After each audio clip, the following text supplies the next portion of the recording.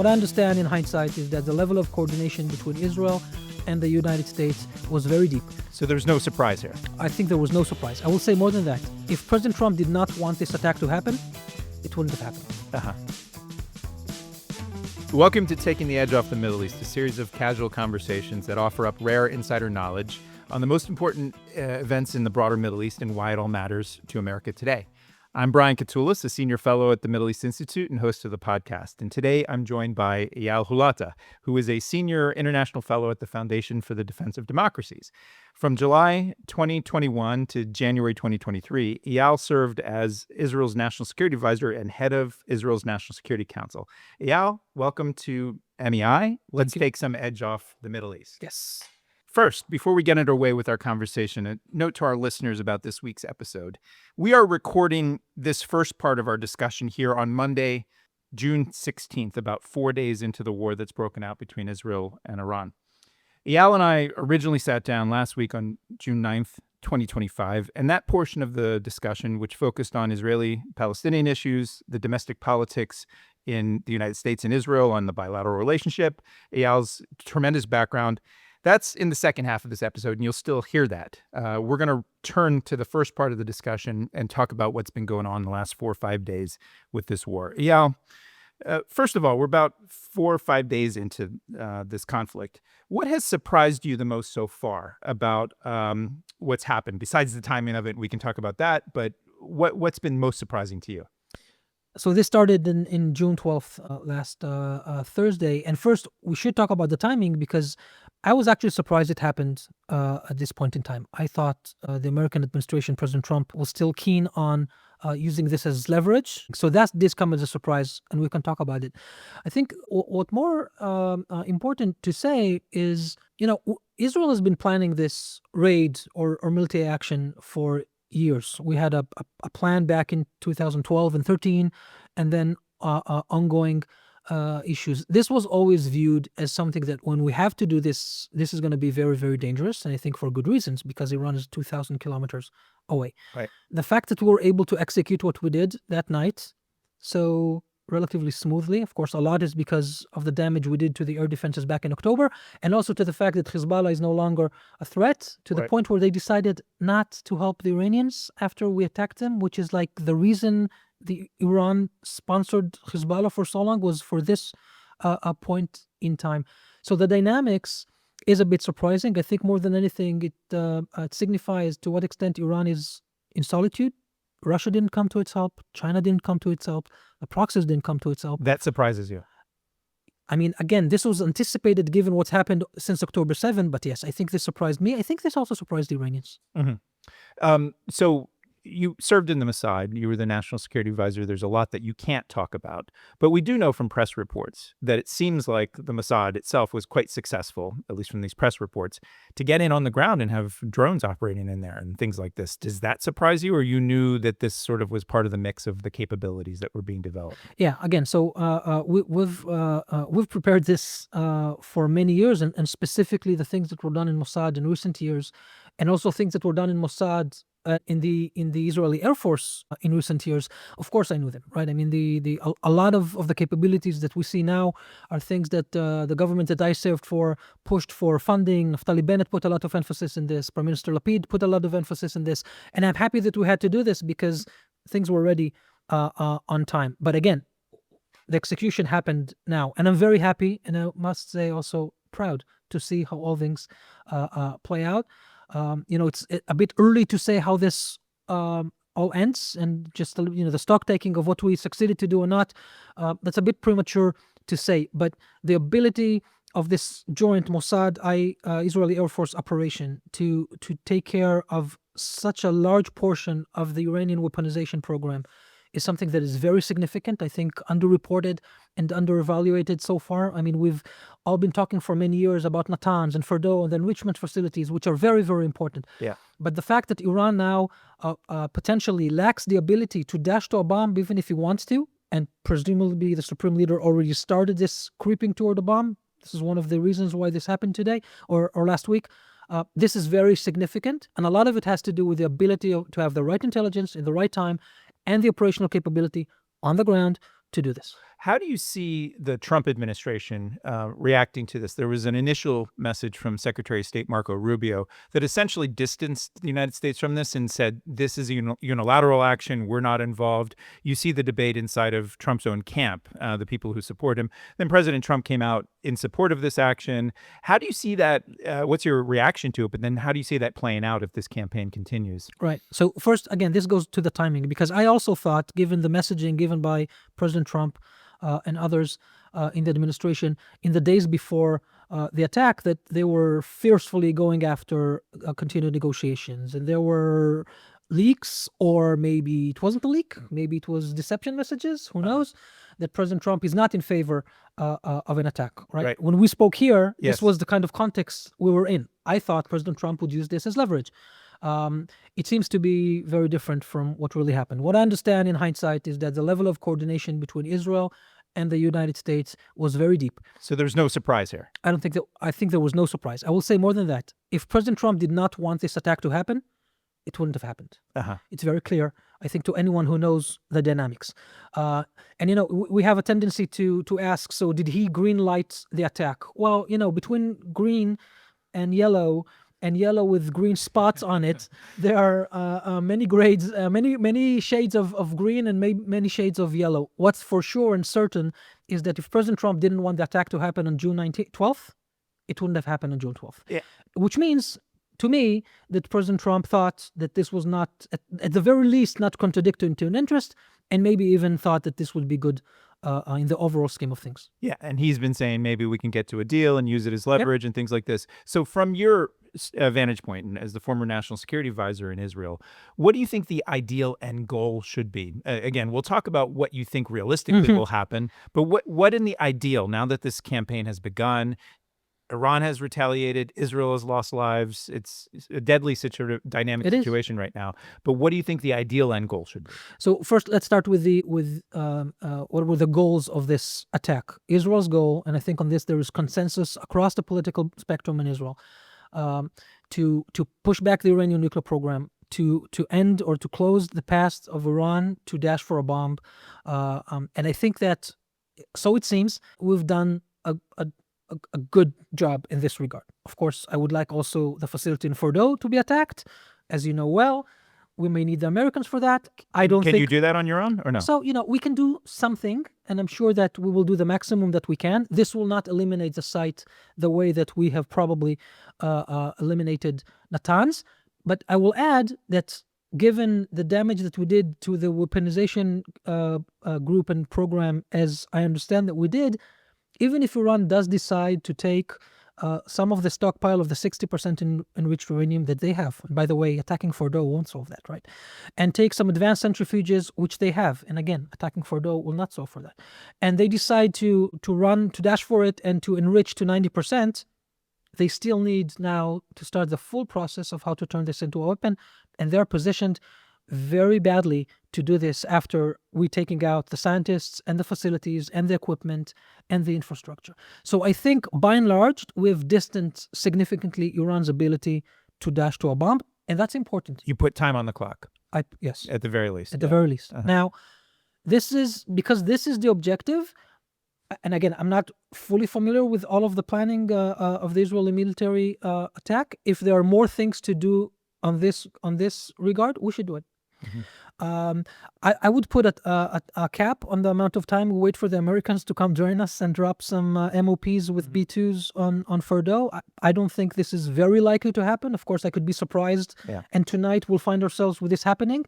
I would hope it happens, because I think this will be good by pushing the Iranians back some more. But there must be a limit to what we wait. Other than that, I think it is important to think of what's the next steps coming out of it. Right. And the outcome of this, and I think President Trump is very cognizant and maybe aggressively pushing to that, there needs to be a dismantlement agreement with Iran. At the end of this game, we are now positioned better than we were before the attack, that Iran will have to concede to give away the stockpiles, give away the facilities, and this will be a very robust, I will say, ending to what Israel has been able to do militarily. But your basic point is there has to be a political and diplomatic agreement.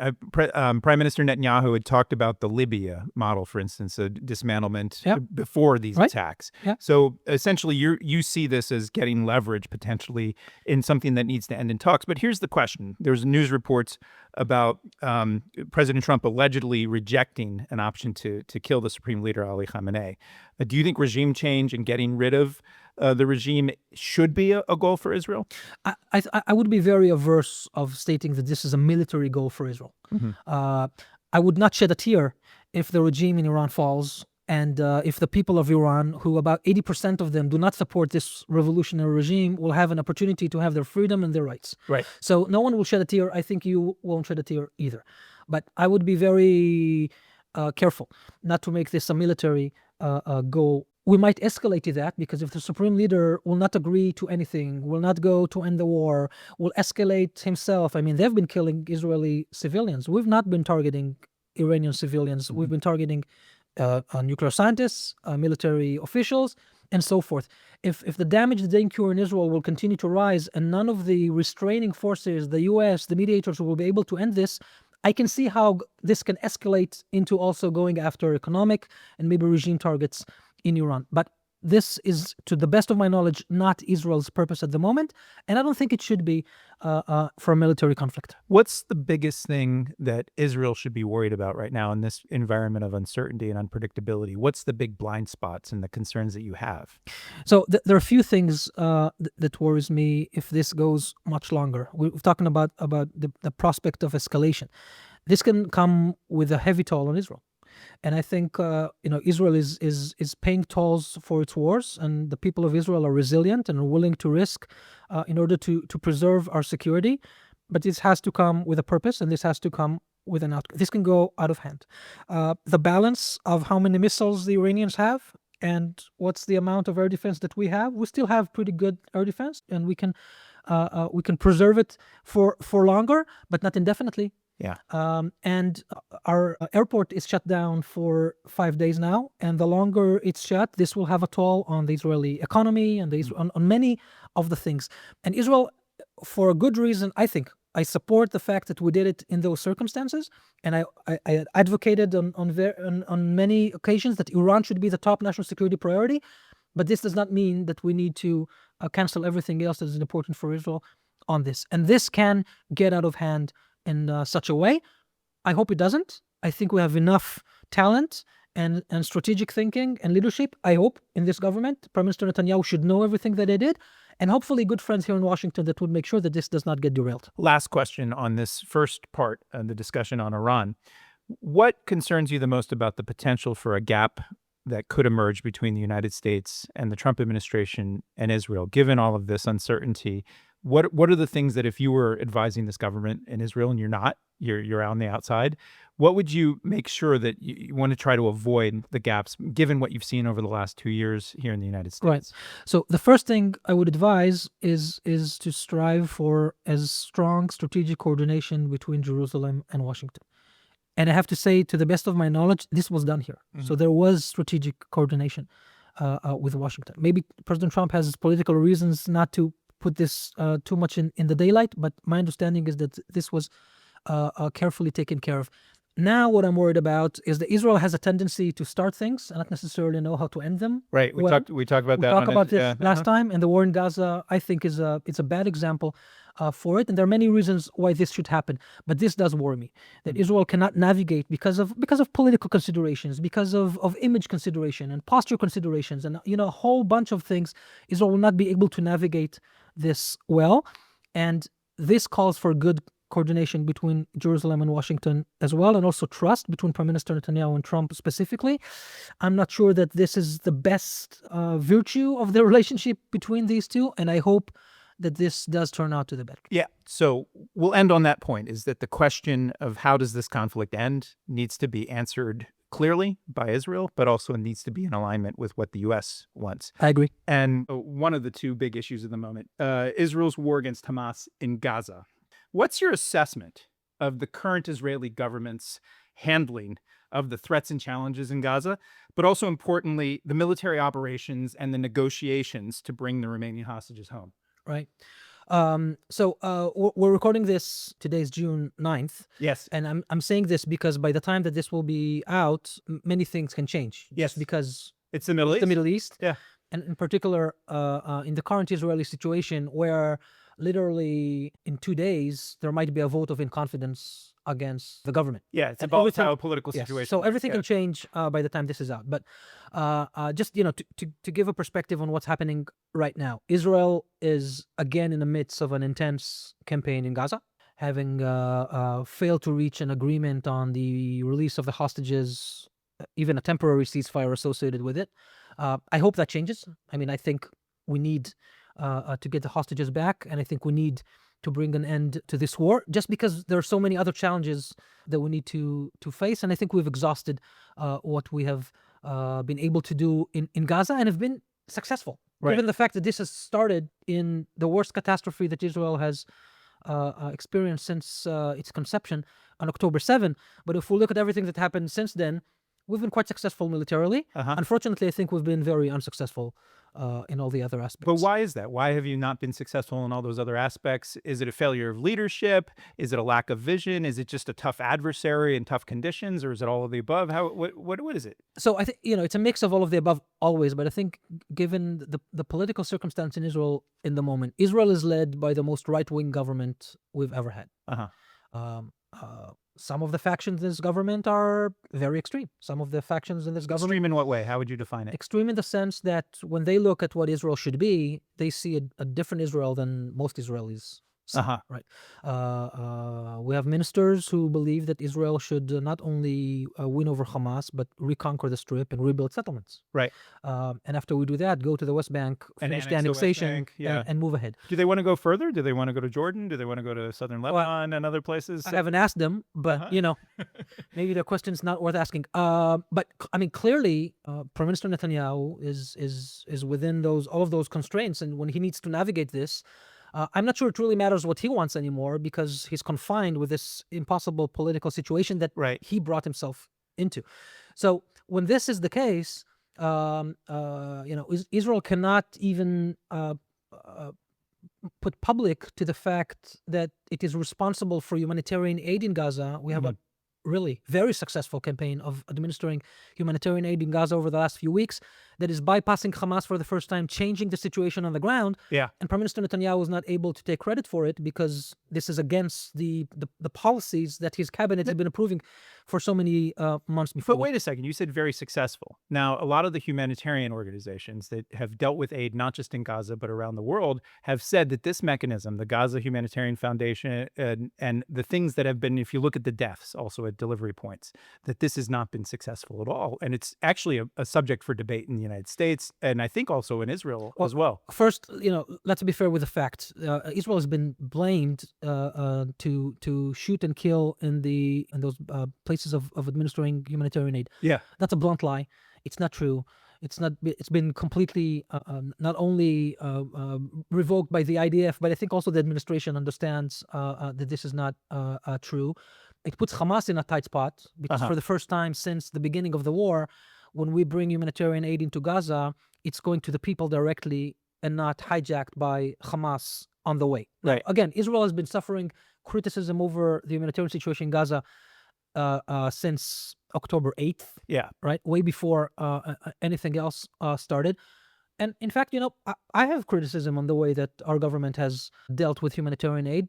Whenever ministers would say that it's fine to prevent humanitarian aid from Gaza, people like me would look at it in astonishment and say, why do we weaponize humanitarian aid? We should never weaponize humanitarian aid. So you thought the decision in mid-March to basically cut off all aid going into Gaza was a bad move? I didn't like it. I thought from the beginning, and I've said this in various occasions, I think we needed to flood the Strip with humanitarian aid. When I say humanitarian aid, I mean food, water, medicine. Right. That's it. The things that are not directly fungible to be used as weapons in other ways. And if the Strip was flooded with food, water, and medicine, then Hamas wouldn't be able to do what it did. Because what Hamas did was take the amount that we brought in, hijack it, and then sell it on the black market this is not good for the people of Gaza. Right. This is not good for Israel because Hamas is a source of revenue, which we shouldn't have allowed to happen. Once the government decided that we will not play with, I would want to call them pragmatic civilian forces in Gaza, and there is a debate whether or not there are such factions in Gaza. I think there are. But in any case, we actually allowed Hamas to weaponize the humanitarian aid against its own people and against Israel. And Yeah. Israel has been suffered with the worst image over this humanitarian, I think for no need, because at the end, we are putting in a lot of humanitarian aid inside. There have been accusations of famine.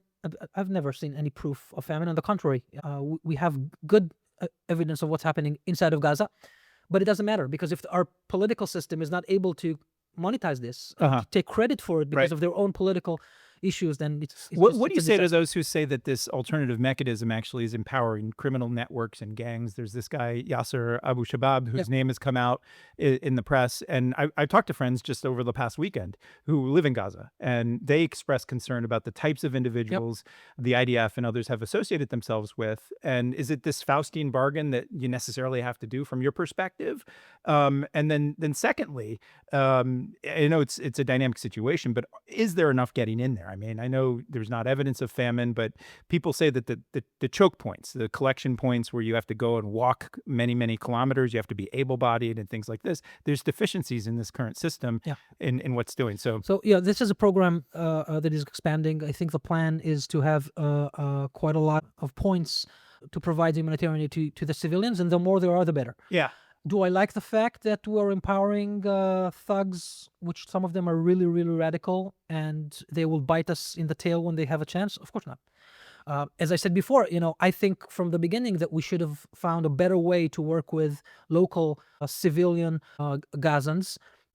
I wouldn't be afraid of working with folks or factions that are associated with the PA. This comes as a complete contradiction to the policies of the Israeli government because of what I said before in the beginning, that they would want the PA to completely collapse. Right. I think that's a mistake. I think we should empower the pragmatic factions. So, of course, I wish this would have done differently. But at the situation that we're at the moment, the ability to open those centers and the ability to give aid directly to the people, and the feedback that I think the IDF is getting from the locals, from the families, is good because they're actually getting what they deserve. Is it enough? I think we need to do much more. I think we need to increase the quantities. I think we need to have more points of dispensing points to it. And I hope this happens very, very fast. And after sending all that, I hope we have a ceasefire really fast. What do you And say? then everything will change. What do you say to those who said we should have used the UN agencies, even though they were flawed and several of their employees were implicated in the actual October 7th attacks, but they have an extensive presence even to this day? You're skeptical of that. First, I think the UN should get very hard questions about what their agencies have allowed themselves and their personnel to do in Gaza. And I'm not sure that they were able to come completely clean with themselves, not to the Israeli public about it. I wish the US AID mechanisms, not USAID, of course, we're talking about the UN. It could have been interesting if the USAID could have done this as well. But they're no longer there. But they're no longer there. Yeah. But in any case, I wish the UN organizations would come support de-radicalization and the people themselves and not continue to back members of those organizations that we know for sure that were not only supporting Hamas but also participating in maybe even the atrocities of October 7. I wish the UN would step up to the occasion. I think the UN has decided, and again, I will sound critical because I think the UN has decided from the beginning that Israel should take all of the blame with everything that happened in Gaza. Yeah. And has not been clear enough in the ability to condemn what is clearly one of the worst atrocities instances that we've seen on October 7 of 23. And I wish that wasn't the case. I wish the UN was able to be a little bit more balanced when it comes to Israel and not automatically attack us and use this, again, as I said, very right-wing government that we have as an excuse. So easy to attack Israel when we have this government. But they're attacking me. They're attacking my families. They're attacking my friends. They're attacking all of the Israelis at it. I don't think we deserve that. So bigger question on this. How does this end? You were on a webinar a couple of months ago here at MEI, and thanks for doing that. And I listened to a panel you did, I think, with the American Enterprise Institute, my friend Daniel Pletka and others. You essentially said that Palestinians need to govern Gaza. Mhm. But what's the end point here? Do you like Yair Lapid's idea that the Egyptians come in? What's your own personal view of how this all? Look, I think when I say, I'm not the only one who says that, of course, but when I say that the Palestinians should govern themselves, it's because no one else will do that. Yeah. I don't think Israel should take control over Gaza. I don't think we need to administer all of the everyday needs of civilian life. It's difficult. It's difficult. Before October 7th, it's going to be even way more difficult to do this when there's so much need in reconstruction. But there are a few things that need to happen before we can talk about that reconstruction. There has to be a ceasefire. Mhm. We have to get all of our hostages back. All of them. Yeah. All of them, including the dead ones. All of them. And there needs to be a regional coalition of pragmatic countries who understand that whatever the situation in Gaza in the future, it cannot be governed by radical forces such as Hamas. Yeah. And that Hamas cannot continue to have the ability to spoil every process in the region, because in fact, this is what we did. I mean, we were together in a panel in September, Yeah. or in an event in September, talking about the prospect of normalization with Saudi Arabia. A few September weeks, 23. Yeah. September 23, right? Yeah. A few weeks before that. And we were talking about the fact that there are spoiling forces in the region. Right. And guess what? Hamas exercised that exactly like they did in the 90s to spoil the Oslo process, Right. like they did in so many other ways. They cannot continue to rule Gaza. And I think that once there is an understanding of the neighboring countries, of the Egyptians, of the Jordanians, of the Emiratis, of the Saudis, and of everyone else, that we need to create conditions of pragmatic governance of Palestinians on Palestinians in Gaza Yeah. and in the West Bank, then maybe we have a chance of a constructive way to. But you need a collective. Your basic vision is you can't. No single country can do it on Exactly. their own, and likely the PA or some formula of it, something. But it's got to be Palestinians. And by the way, this is agreed also by this government, because Prime Minister Netanyahu has sent his emissaries to negotiate exactly that with the Emiratis and others before the elections in the U.S., and they were very close to reach an agreement of how the day after should happen, and then everything collapsed. Oh, well, we'll talk about politics in the shift in administration shortly. You mentioned all the hostages have to come home. You mentioned dead hostages. A couple of weeks ago, you had a meeting I was privileged to attend with Leah Golden, who is the mother of a young man, Hadar Golden, who was kidnapped and lost his life in 2014. Yes, an in a officer in different the conflict. IDF. Maybe briefly tell me why Yeah. this is an important issue for you and why others should be concerned about it. So thank you for mentioning this, and also thank you for attending that event. I've done whatever I can to help hostage families, and unfortunately we have so many of them after October 7th. Less at the moment, because we were able to get some back, and also to retrieve some of the bodies even in the last few weeks. But still, we have too many of them there. And Hadar Golden's case is unique because he was snatched, either killed before he was snatched or on the way. I'm not sure we fully know, but we know for sure that he was killed by Hamas during a ceasefire of Protective Edge back in 2014. Yeah, So yeah. Hamas used a ceasefire brokered by the U.S., by the way, and approved by the UN. And after that happened, they came through a tunnel, assaulted a group of soldiers, and dragged Hadar into the tunnel and vanished into the strip while in a ceasefire. Yeah. How awful can that be? That has been almost 11 years. Come August, it's going to be 11 years. Yeah.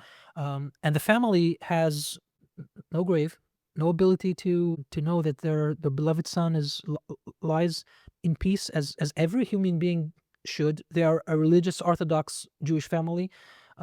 It is more important for them, but I think it should be important to everyone, to you, to me, to anyone. Yeah. In that matter. So this is very important to me. When I was National Security Advisor, I was overseeing the negotiation for. He wasn't alone at the time. There were two soldiers, also Oron Shaul, that was returned, or his body was found by the IDF in a raid and brought back home. And there were also two civilians, Avera Mengistu and Hisham Said. Hisham Said, a Bedouin. Yeah. Both of them, for whatever reason, decided to cross the border to Gaza by their own, but that doesn't give Hamas the legitimacy to kidnap them and then hold them Right. for more than 10 years. They were released in one of the rounds of releasing of the hostages. This is the story of us, of Hamas, right? This is the story of their brutality, of their playing with us. It's psychological warfare. It tears us from within. To the audience who's new, I know that you follow this a lot. It's very contentious in Israel. Yeah, What is the yeah. priority of releasing the Yeah, hostages, yeah, right? Should yeah. we end the war in Gaza for that or not? I truly hope this happens. I believe that without bringing them all back home, there will going to be a wound inside the Israeli society. Yeah, what struck me about that event was just on a human level, seeing people who are deeply affected by this. And I talked to people, as you know, in Gaza who've lost family members. My friend Maher Issa lost his son, and now he's raising his 4-year-old grandson. And how do what you talked about at that event, and Hadar's mother talked about the religious, ethical, legal, and then international sort of dimensions of all this. But we often forget that human dimension, how this affects. And I think it was an important thing for me to remember that these aren't just conflicts that we can politicize, and we'll talk about the politics and things like this. These are people's lives. These are Yes. people's families and things Yes. like that. When you look at what happened on October 7th, and you were the national security advisor in the government prior to the one that was serving then, um, do you feel like you were a bit naive about the arrangements that you made with Qatar and the support to Hamas? I mean, how did you not catch the tunnels and the diversion of aid? I mean, you've got tremendous, and you were in the Mossad, which we'll talk about a little bit. How did you not know? And how do you feel about this? Like, in terms of, this is not just the Netanyahu government that was in power, but it seems to me, as an outside observer, this was a failure of a system, a systemic failure, maybe on the order of what we faced in America on 9/11, things that need not have happened if we'd done our work. How do you feel about that? Well, first, to be fair, I think that anyone who had anything to do with Israeli national security policies vis-a-vis Hamas over years before that has a part in that failure coming into it. Yeah. I do not sleep well since October 7th. Mhm. There isn't a night I don't ask myself what would have happened if I've been national security advisor that day. Would have been able to act differently? Would the government have acted differently? Maybe the circumstances would have been different, because this, in fact, was the worst day in Israel. I think it's worse than Yom Kippur. Uh-huh. The level of we have failed our people. The IDF is called the Israeli Defense Force because its purpose is to defend the Israelis. Yeah.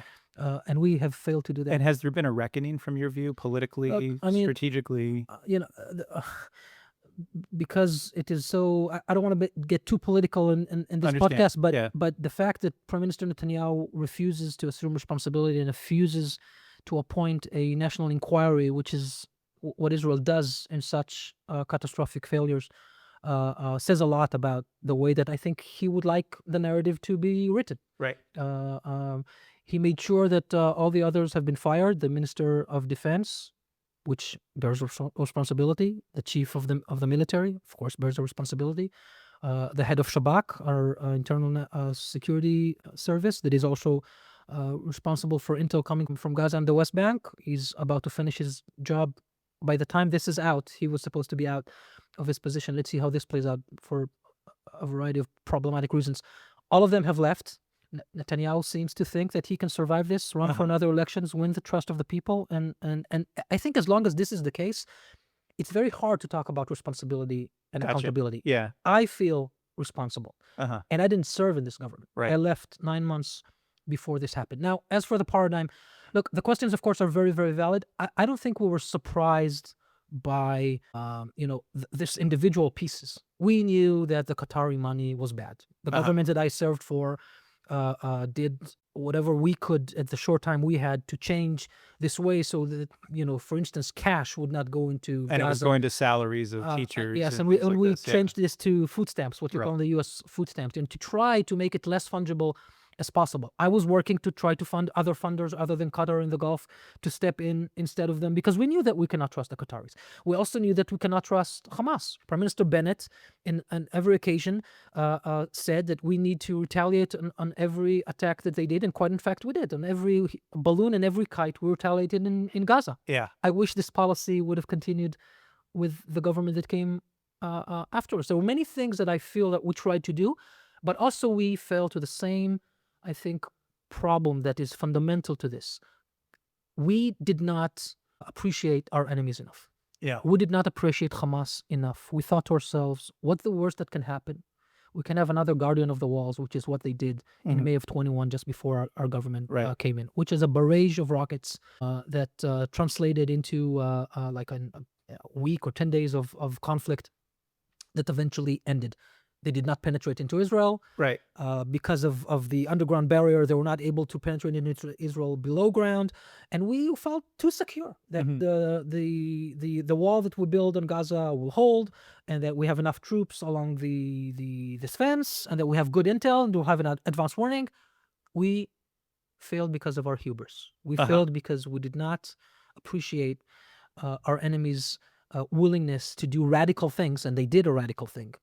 On that. This is a lesson Israel needs to learn. I think we are in the process of digesting this. I think this is one of the reasons why the world sees what we're doing in Gaza, and they do not believe what they see. But I think a part of it is that they just, it's very hard for people to understand what exactly happened on October 7th. But if you think about it, it's like an enemy on your borders. I don't want to, call out the countries, because I don't think that the Canadians or the Mexicans can do this to you, right? Right, yeah. But, your troops in Iraq, let's say you had civilians there. Let's say you have the North Koreans decide to invade South Korea, God forbid. Or Right. You cannot envision this because you don't live in those circumstances. Right, yeah. We have ruthless enemies on our borders. And on October 7th, they chose to do something that was unimaginable for us. Yeah. I want to pivot to the next topic. And you have the unique advantage. You've served in your government at senior levels, and you've interacted with U.S. counterparts. But now you've spent, was it the last 2 years, more or less? 2 years, yes. Yeah. You've been here in the United States at a senior position in a think tank. So you're sort of a clinical analyst. You've been a participant. Now you're an observer, analyst from the outside. I know you're reluctant to talk about our politics. I'm happy to talk about our politics. Go ahead. But when you look at the political debate here in America, and especially the last couple of years, you've seen a bruising election campaign, which was really not about national security, to be clear. There really was not much discussed between Kamala Harris and Donald Trump when it comes to national security overall, China, let alone the Middle East, despite sort of the efforts to politicize it. And when you look at politics also in your home country, Israel, when you look at the interaction of all this, we're two very chaotic, vibrant democracies, strained democracies. What worries you the most about that political discussion? So, naturally, I think because there's so many resembling threads throughout the democratic liberal countries all over the world. It's easy for me to talk about Israel, and if what I say sounds familiar to people in the audience, then, that's on them alone. Yeah. I'm worried that this is not just polarizing, divisive politics. Yeah.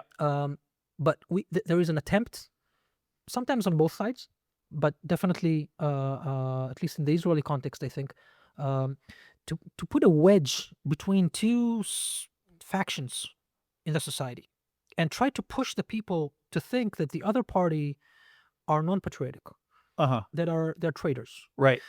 And this does go both ways, right? I mean, I've noticed how the elections, as you said, I mean, there were some national security issues like border control and other issues, which, we can talk about it if you want. But in principle, it was about us and them, and we're good and they're bad. Yeah. And I see this in Israel.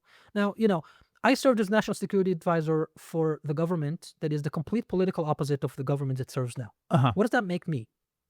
Right? No one should know what I voted. It doesn't matter. Right. The government that I served had more ministers that were either identified themselves as right-wing or served as ministers in previous Netanyahu governments than those who haven't. And didn't you have an Islamist politician? And yes, and we also had Mansour Abbas, the leader of a Muslim Arab party that served in our coalition. Yeah. Because Prime Minister Bennett not only needed him, but also thought that this is an opportunity to reach out and to be inclusive. He suffered immensely on that. His own party collapsed his government over this, and he's been called a traitor for what? For reaching out to a part of an Israeli population that lives in Israel with full rights, right? This is an opportunity to say, let's just understand what happened, right? We have about 15% of the Israeli population, not in Gaza and the West Bank, Israelis that can vote, that are Arabs. Some of them are Islamists, and this party served in the Israeli government as part of the coalition. Right.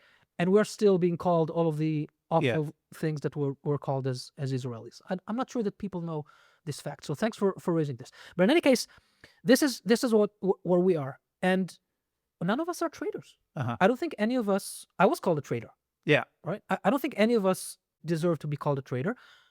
And when you have protests in Israel from the opposition against the coalition, and if you view this, and some of you might have seen this, they come to the protests with flags, and they sing the They're national anthem. nationalists. Yeah, Even nationalists. though they are centrists, leftists, this is how Israel tries to conduct this. And there are forces, political forces, trying to pull us apart even further into hatred. This will be bloody if this doesn't stop. Yeah. This worries me a lot. Yeah. If this happens, it means there is an interest, political interest, economic interest. Someone is feasting and feeding off this. This worries me a lot because I'm not sure we can recover from this very easily. Those divisions were a pre-existing condition to October 7th. People Yes. forget that the debates over 2023, right? And there was a debate about your own democracy. Yes. And whether the reforms or the changes or whatever you call it. Yeah, there was an attempt to do a judicial overhaul in Israel. I'm not shy of saying that. I thought that there was a very bad policy by this government. I was one of the signatories. Almost all of the national security advisors in Israel in February of 23. Yeah. Just a month after this government started its position, wrote to the prime minister an open letter telling him that your priorities are skewed, our enemies are watching, and this will turn out bad. None of us envisioned October 7th, but the people who signed that letter, most of them served Netanyahu as national security advisors, just because he was prime minister for most of the time that we had national security advisors. Yes, and this divisive nature has been ripping us from within. Right. And I think going back to the United States, and I'll say a few things here, give you a chance to have a drink there if you want. Yeah, of course I do. But what I see is this politicization of national security questions, whether it's the U.S.-Israel relationship, or we saw this in our own country after 9/11. We literally had one party that said, if you vote for the Democratic Party, you're voting for the terrorists. And it was the swift voting of Kerry. And I'm a centrist Democrat, though I'm a clinical analyst here at the Middle East Institute. I think these divisions were then sowed further by Democrats who essentially looked at the Iraq War in 2006, 2008, Right. and then used it as a partisan wedge issue. And I think the meta point here, you can go forward, and I think the exploitation of these divisions within societies to the point where it produces strategic impasses, where I used this phrase recently in an article with Natalie Econo, I think her name was, on self-deterrence. Yes. I think our societies in some ways have lost a sense of national unity and purpose, even in the face of existential threats, in your case, or things that we're facing in our own democracy here. And that a key goal that I think we should all have, Americans, Israelis, is how do you actually build that sense of trust, of a sense of, okay, we're together, we can disagree on certain issues, policy-wise and things like this, but it doesn't mean that you're disloyal to the country. You have this dynamic in Israel right now? Of course. And you know, one of the things that I'm optimistic when I look into the future in Israel, despite of all this divisive nature, and despite the fact that there were factions in our political factions who said that they will not serve in the military because of the judicial overhaul and because they lost trust, right? We had these incidents, right? And this was used, of course, and weaponized by the government to say that these are traitors and October 7 happened because of them, which is bullshit. But in any case, we had all of that. But when Israel was in time of crisis, everyone came.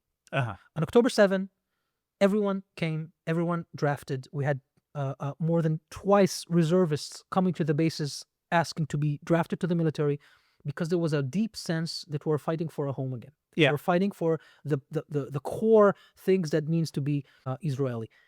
I think that since the war has been dragging for so long, this is also eroded. And you see, again, politicization of everything, including things that are related to the war, including the release of the hostages has become politicized again. That worries me a lot. There are many reasons why we need the war to end.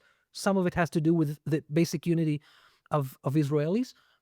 But I think fundamentally, I know that if this happens again, God forbid, and we have another major attack or another threat, and Israel will be in crisis mode, everyone will come and everyone will salute the flag and everyone will sing the national anthem. And if I may, and maybe this will be the only thing I will say about your system, I wish that was the case also for the United States of America. It doesn't seem like it. I think the level of polarization here is even higher than what we're experiencing back home.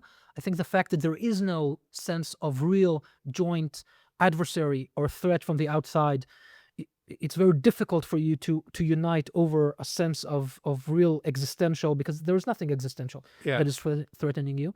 But I do wish that this was the case also for you, because when you fall, God forbid, as a beacon of liberalism, of democracy, there is nothing that will hold the Yeah, liberal world. so I'm less pessimistic about this. I actually think when you get outside of the elite bubbles, you've got media and political elite that actually feeds off of each other and extremism. And I don't think anymore it's red versus blue or Democrat Republican. It's clowns to the left of me, jokers to the right. When you Yes, get outside of DC, New York, other places, ordinary Americans actually, there's still a sense of decency and also a commitment to a lot of it's things good. that actually aren't featured so much in the press, and certainly aren't featured, I don't think, by the current administration. But there's this symbiotic relationship between the extremes. Yes, And here's a question I want to ask you before we move on to some other topics.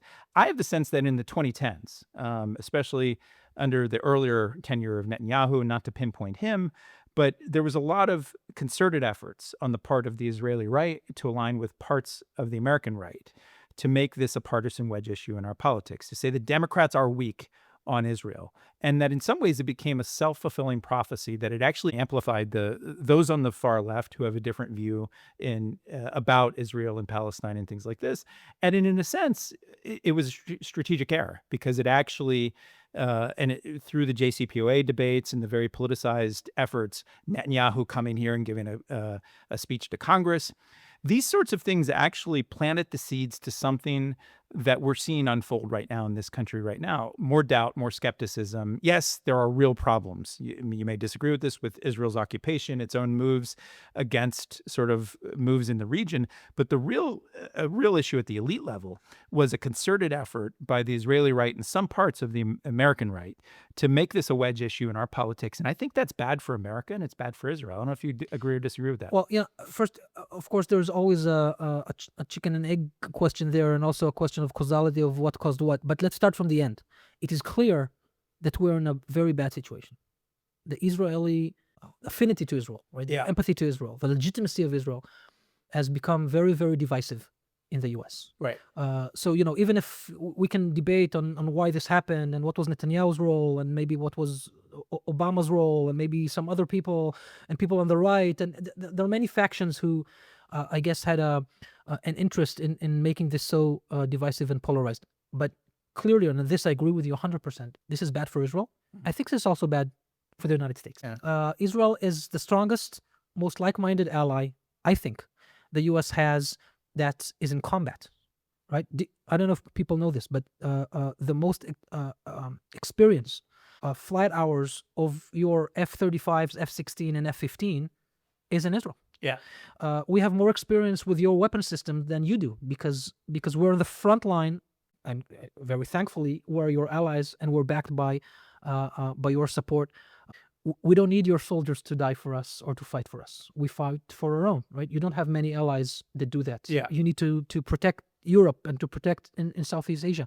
Israel is very different in this regard. The fact that Israel has become such a polarized issue is really, really bad. What worries me, given what you said before about this horseshoe, right, when the extremes come together, I think we're also experiencing problems with support to Israel, both on the left and on the right, as Yeah. it comes to the extremes. Right. I listen to some of the people in the extreme Republican side, isolationists, and the way that they relate to Israel, and I'm as shocked and in dismay sometimes than when I hear people from the extreme left, progressive woke squad, and others on that side. Now, again, I don't want to compare it. What I'm saying is that there is a trend here, Yeah. and the trend is bad. But the trend, I would say, and before we close off here at this point, my view is that those numbers actually are quite small compared to where the vital center is, where the moderates from the center left and the center right really should come together. But what they But don't we don't have, hear them, right? what's that? We don't hear them. No, they don't have the mechanisms where they come together. And in part, look, and this is just my view, but you have the Republican Party that's captured by the Trump administration and President Trump himself, who's quite unpredictable and I actually think not very ideological in his own way. He's he prides himself on unpredictability and any which way the wind blows. And that's sort of a real worry for me as an American. But the Democratic Party, actually, I think there's a core center that says, look, we should actually stay engaged in the Middle East. We should work with our most reliable partners and to face sort of the threats that are there, but then importantly, the opportunities. But those voices are actually more disparate. They don't have like the memes, they don't have the snappy phrases like, Right. make America great again, or foreigners are taking advantage of this country on the right, or that the left have its own slogans. And I actually think, again, you look at the polling, you look at where, despite all of the turmoil, I actually have a strong belief that in the U.S. system, and that if we keep it, if we keep our democracy, as Ben Franklin would say, that we'll actually be able to maintain our leadership role in that part of the world and build partnerships, but in a different way, not in a way that like Yep. in previous eras. Well, I hope you're right, and I hope that this will continue. You mentioned those two presidents. I'll just say that I think I know that President Biden got a lot of backfire both here and also, unfortunately, in Israel about not supporting Israel enough. Yeah. President Biden was a true friend of Israel.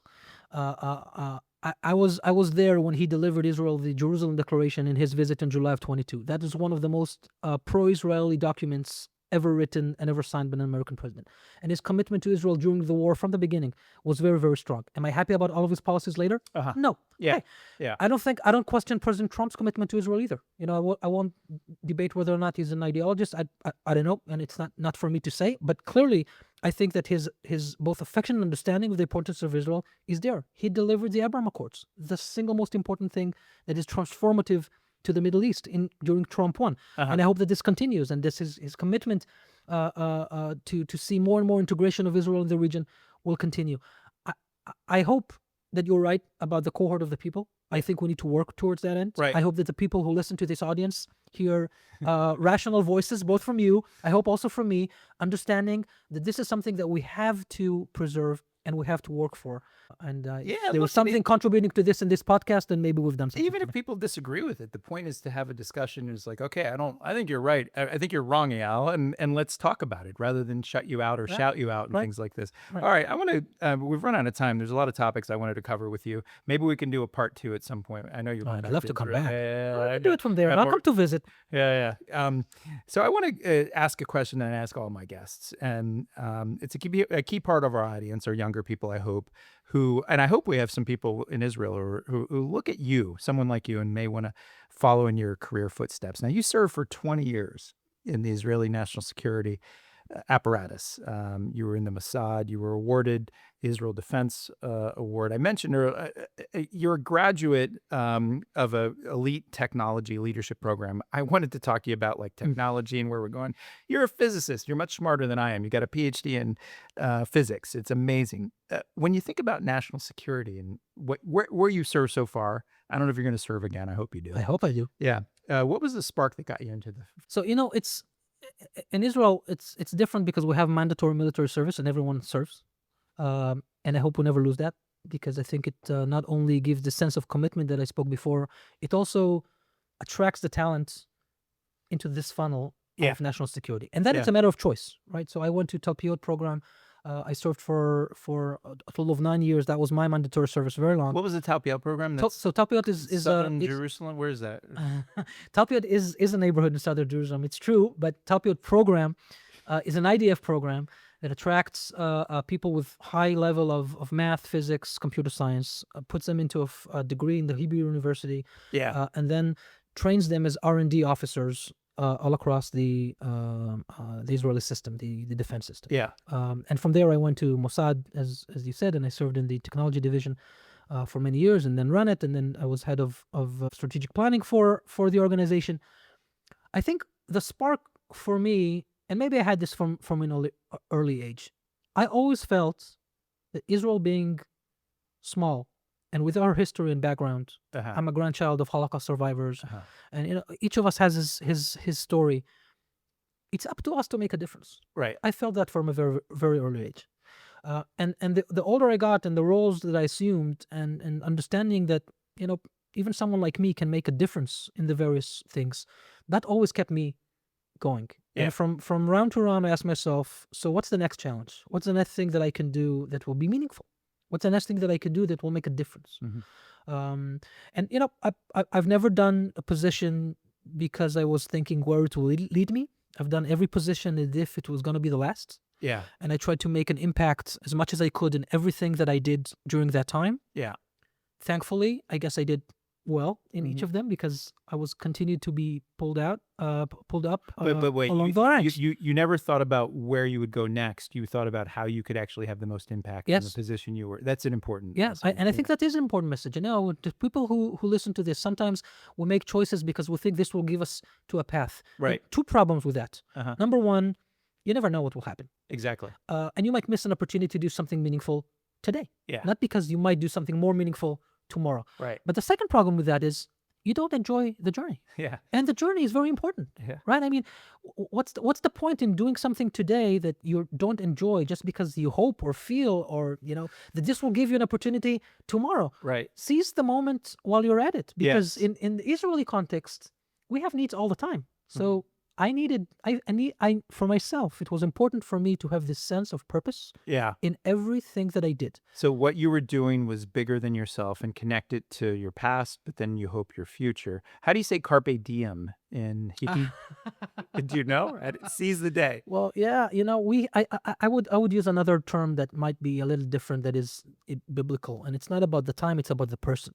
Mhm. We say im en ani li mili v'im lo achshav ei matai. And in English it is, if not me, then who? Uh-huh. And if not now, then when?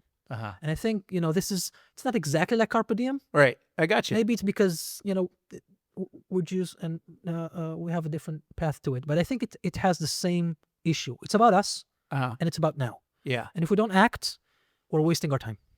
So last question. If there's a young man, young woman sitting outside somewhere in Haifa suburb or something like this and looked at what you've done with your career and says, I want to do that. You mentioned there's national service and things like this. What would you tell them to do? Like what advice would you give them today in an informational interview? This is because the world changed from when you were coming up. Yeah. And it's different right now. What Yeah. would you say you absolutely need to do? And it's a credential or an experience, not even a credential, but you need to have in your. Well, first, I'd urge people to have this sense of conviction that I think served me very, very well. Uh-huh. I think it in any interview, in any interaction, I could feel when someone's sitting opposite the table, if it was genuine Mhm. or fake, Right. if it was about doing or about talking. Yeah. And you need to be a doer. Mhm. Doesn't hurt to talk well, but you need to be a doer. And I think the second thing that I tried always to apply, there's this phrase that I had the privilege to hear from the late Shimon Peres, who was prime minister and then president of Israel for many times. And he used to say that he said that at a very old age, and he was asked once what keeps him young.